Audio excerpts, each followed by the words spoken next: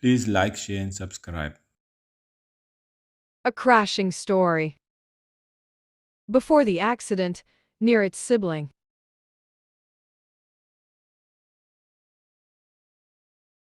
Polo GTI 2022 was in spotless condition.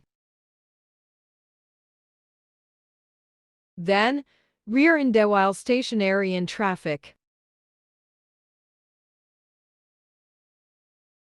Damaged. Unable to start.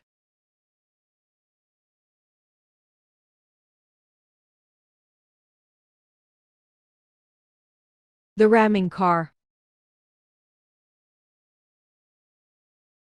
The safety lock exploded and broke the seat belts. Polo GTI 2022 had to be trucked to repairs. Reminiscing the days gone by. Will Polo GTI 2022 be spotless again?